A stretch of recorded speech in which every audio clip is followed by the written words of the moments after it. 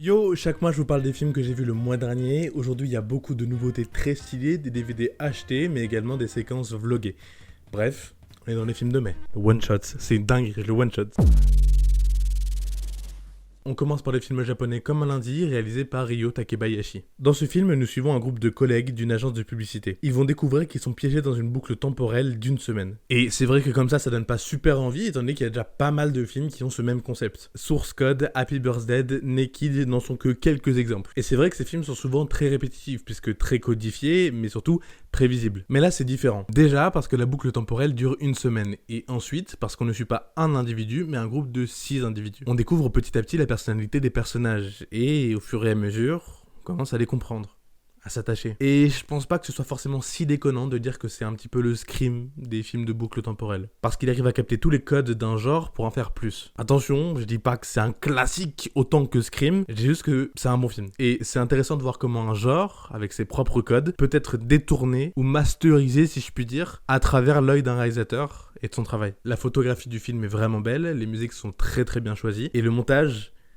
est très très stylé. Tantôt le rythme accélère, tantôt il ralentit, parfois c'est pas du tout sérieux avec des vannes qui sont plutôt drôles au passage, et l'autre fois c'est complètement ancré dans une certaine réalité et dure réalité de la vie, si je puis dire, de laisser tomber ses rêves. Et dans ce cas-là c'est un truc beaucoup plus deep, beaucoup plus sérieux, beaucoup plus émotionnel. Il y avait une liaison là, beaucoup plus émotionnelle. Ouais. Dans tous les cas c'est vraiment trop bien de voir des films étrangers, en plus là avoir l'occasion de le voir en salle c'est encore mieux. Franchement, je vous le conseille vivement. Ce mois-ci, on a refait un petit marathon, cette fois-ci, puisqu'il n'y avait que 2 films. On a regardé Donnie Darko de Richard Kelly et Les Oiseaux d'Alfred Hitchcock. J'avoue que j'ai pas spécialement kiffé le premier, parce que je le trouvais assez lent et pas forcément hyper passionnant. J'y retrouve quand même des thèmes qui me sont chers, que ce soit à travers l'idée des rêves et des trucs un peu bizarres. De plus, il y a certaines scènes que j'ai vraiment aimées. Je comprends pourquoi les gens le considèrent comme un classique, peut-être que c'est juste pas pour moi. Et pour ce qui est des oiseaux, c'est clairement pas le meilleur Hitchcock, à mon sens. Le film est tout de même magnifique, malgré son ancienneté, mais ouais, à la fin, je suis vraiment resté sur ma faim. Je pense que c'est sûrement dû au fait que je m'attendais à plus, ou parce que je suis trop habitué à des films plus modernes, avec des plus gros trucs. Je sais pas. Mais ça reste un classique que je devais voir. Maintenant, c'était le cas. 2 de mes amis m'ont rendu visite le temps de 2 jours, et c'était l'occasion pour aller voir The Strangers, chapitre 1. Quelle erreur ce fut. J'ai pas vu les originaux, donc je pourrais pas comparer. Mais juste ce film en tant que tel, c'est nul. C'est éclaté au sol. J'ai pas d'autres mots. Y a rien à retirer de ce dernier, tout est à jeter. Le film est long alors qu'il ne fait qu'1h30. Et qui plus est, c'est le début d'une nouvelle trilogie. Donc ça veut dire qu'à la fin, t'as un putain de to be continued. J'ai que ça à faire de ma vie ? Hein ? Y a pas mal de gens qui se sont plaints devant Spider-Man Across the Spider-Verse. Le truc c'est que là, au moins c'était un bon film. Toute l'ambiance horrifique n'est que purement artificielle puisque c'est juste des coups de violon désaccordés à chaque fois qu'un tueur apparaît. Pour qu'après un chant contre chant il disparaisse. Voilà, j'ai trouvé ce que c'est. Ce film c'est une putain de partie de cache-cache. Sans chercheur. C'est juste chiant. C'est tellement mieux d'être négatif que d'être positif. En même temps c'est tellement plus simple. Franchement. C'est le pire film que j'ai vu avec toi. Est-ce que je vous ai déjà parlé de Xavier Dolan? Parce que ce mois-ci, j'ai pas regardé 1, pas 2, pas 3, mais 4 de ses longs métrages. Ce qui veut dire que j'ai fini sa filmographie, il ne me manquera plus que sa série qu'il a réalisée. Bref, j'ai commencé avec Mathias et Maxime. Dans ce film, 2 amis d'enfance s'embrassent pour les besoins d'un court-métrage amateur. Suite à ce baiser, d'apparence anodine, un doute récurrent s'installe, confortant les 2 garçons à leurs préférences, bouleversant l'équilibre de leur cercle social, et bientôt leur existence. J'ai beaucoup aimé ce film. Étonnant, vraiment très étonnant. Plus sérieusement, le film est magnifique. De plus, Dolan repasse devant l'écran pour interpréter Maxime. Et je sais pas, il y a vraiment un truc dans ce film. Bon, c'est vrai que par rapport à son cinéma, c'est pas forcément hyper original. Parce que toutes les thématiques qu'il aborde, c'est des thématiques qu'il a déjà abordées, et en plus de la même façon. Mais malgré le fait que le fond n'a pas évolué, la forme, elle, a plus qu'évolué. Elle s'est transformée. Je pense notamment à une séquence dans une soirée, à peu près vers la fin du film. Si vous avez vu le film, on se sait. Cette séquence m'a vraiment bouleversé, tant elle est à la fois horrible et magnifique. Et maintenant qu'il a plus de budget, il peut y aller sur les musiques, qui sont toutes plus exceptionnelles les unes que les autres. J'ai enchaîné avec Les Amours imaginaires, et il faut que je me le refasse, parce que j'étais vraiment pas dedans. Je me souviens de presque rien, si ce n'est que le début du film était assez lent, et c'est vrai que quand tu passes de Mathias et Maxime à ça, tu ressens la différence de budget. Mais c'est pas pour autant que j'ai passé un mauvais moment, c'est juste que il m'a pas happé comme a pu le faire ses autres films. En parlant d'autres films, j'ai également regardé Ma vie avec John F. Donovan. Et c'est selon moi le moins Dolan des films de Dolan. Alors effectivement, on retrouve certaines de ces thématiques, mais malgré ça, il y a un truc de différent. Peut-être parce que c'est son premier film tourné en anglais, peut-être parce qu'il n'y a pas ces acteurs et actrices fétiches, je sais pas. De plus, j'ai pas forcément hyper kiffé la manière dont le film s'agençait, dans le sens où c'est des personnages qui expliquent, qui racontent une histoire. Sur beaucoup de films qui ont la même manière de raconter, c'est un truc qui me déplaît un peu. Parce que du coup, ça te sort du truc. Mais attention, c'est pas pour autant que c'est un mauvais film. Et c'est pas pour autant non plus que ça marche pas. J'ai passé un bon moment et j'ai failli chialer à plusieurs reprises. Le film est beau, avec des plans bien construits et parfaitement éclairés. De plus, les acteurs sont excellents, surtout Jacob Tremblay, je sais pas, qui joue le gosse. Et il joue magnifiquement bien. Surtout quand il s'énerve, ça marche trop bien. Ça marche vraiment trop bien. Et je sais pas, dès qu'il y a un mec aux cheveux longs dans un de ces films, ça marche. C'est une vraie théorie, hein. Ça marche, c'est attention. Et on finit ce segment Dolan avec Juste la fin du monde, adapté de la pièce de théâtre éponyme. C'est génial, j'ai pas assez d'arguments sans rentrer dans les détails pour vous exprimer mon amour pour ce film. Cette fois-ci on retrouve un casting 100% franco-français, avec une Marion Cotillard qui rentre parfaitement dans le rôle, et un Vincent Cassel qui s'énerve très très bien. Il fait très bien l'énervement. Là où les plans linéaires sont assez beaux, mais somme toute assez classiques, les flashbacks, eux, sont juste vraiment magnifique. Dans ces flashbacks, il n'y a aucune retenue et je trouve ça vraiment trop bien. Surtout dans celui qui se passe contre un matelas. C'est beau. Comme d'hab, la musique est excellente, l'alchimie entre les persos fonctionne vraiment bien et les dialogues sont vraiment convaincants. Et on va s'arrêter là car j'ai assez parlé de Xavier Dolan pour cette vidéo. Dans cette vidéo, que je vous conseille vivement, Marty conseille Vincent n'a pas d'écaille, un film de mutants français. Et je l'ai trouvé à Gilbert Joseph, donc je l'ai vu. Dans ce film, nous suivons Vincent, un trentenaire réservé et sans emploi qui quitte Paris pour tenter sa chance dans le sud. Et alors qu'il s'adonne à ses baignades quotidiennes, il découvre que lorsqu'il est dans l'eau, sa force est décuplée. Il croisera au cours de son apprentissage Lucie, interprétée par Vima Laponce, qui a un truc avec les Vincent. Je sais pas pourquoi, mais il y a un truc. Bref, ce film est vraiment cool. Il y a très peu de dialogues, mais quand il y en a, ils sont très bien écrits, et perso, c'est vraiment le genre de dialogue un peu vague que j'aime. On t'explique jamais vraiment rien, c'est à toi de comprendre. De plus, même quand il y a des scènes d'action, rien n'est surcuté, la caméra reste stable, tout est comme flottant. Les effets spéciaux sont vraiment très bien réalisés, et ouais, les paysages sont beaux. Malgré tout, ça reste parfois un petit peu lent, et pas forcément hyper bien construit au niveau de la mise en scène. C'est tout de même un bon petit film français de super-héros / de mutants qui ne rentre pas dans les carcans habituels de ce genre de film. Et ça, c'est vraiment cool.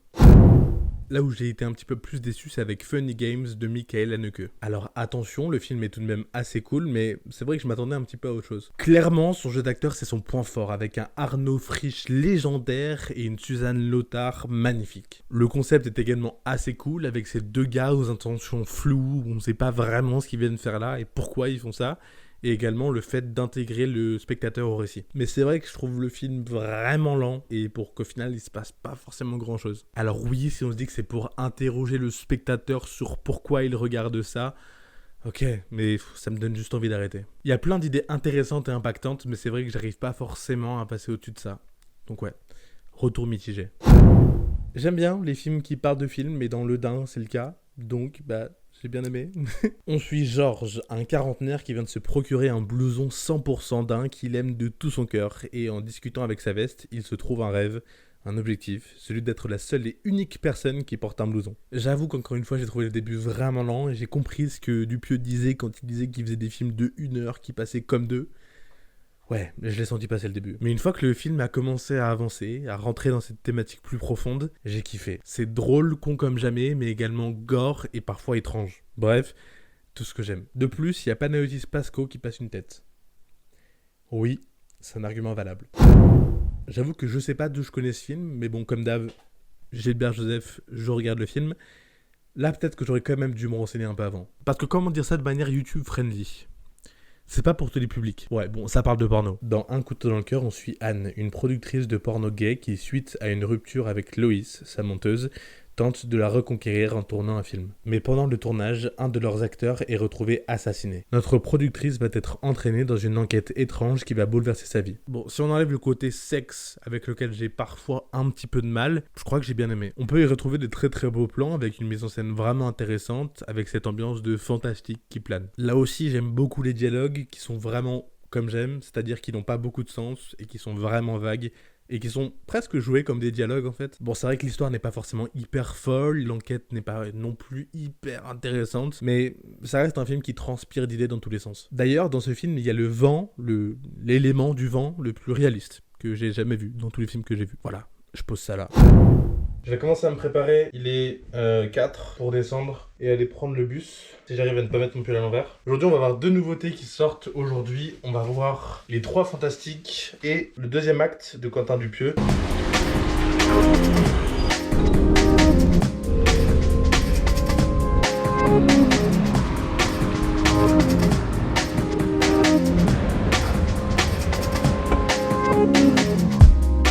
Ça c'est pour après. Elle est où la salle là ?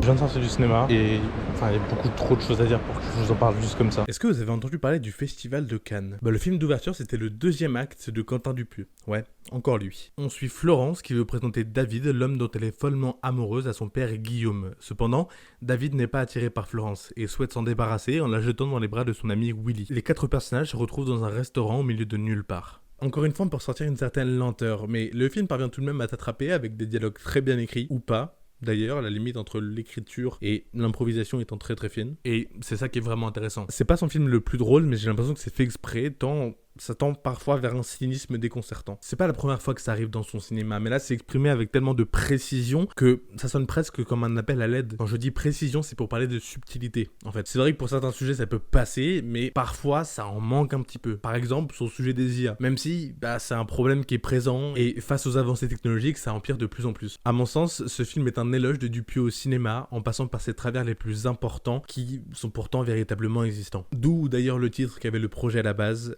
À notre beau métier.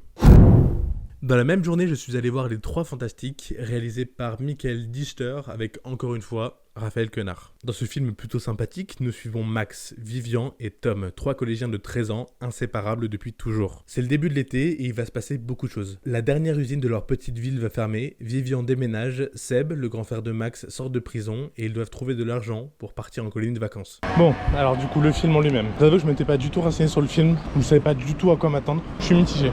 Dans un sens, il y a des passages vraiment très longs, mais en même temps, il y a des plans qui sont vraiment magnifiques, des séquences qui sont vraiment hyper bien rythmées. Bien que les gosses ils aient un jeu d'acteur un peu moyen, dans le sens où je sais pas si c'est dû à leur jeu d'acteur ou juste à leur réplique, mais dans les deux cas il y a un truc un peu moyen de leur façon de jouer. Par contre, pour ce qui est des regards, là c'est vraiment fort. Ils arrivent à transmettre genre vraiment beaucoup de choses à travers le regard et je trouve ça vraiment fort et super cool. En vrai c'est pas forcément hyper bien construit, mais je trouve que j'ai quand même pas mal résumé mon avis sur le film. Je suis quand même un peu moins mitigé aujourd'hui. Avec du recul, c'est quand même un plutôt bon film, avec cette lente descente aux enfers jonchée de séquences bien rythmées et parfois plutôt émotionnelles. La musique est bien choisie et colle parfaitement au récit.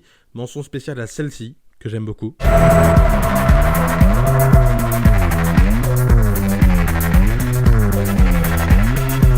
Il y a quand même des choses très très bof avec des situations improbables ou trop scriptées, si vous voyez ce que je veux dire. Il y a des moments où c'est pas hyper réaliste, mais que ce soit l'ambiance chill au début ou la tension vers la fin, tout ça, dans l'ensemble, c'est plutôt bien. C'est un petit film sympathique pour passer l'été.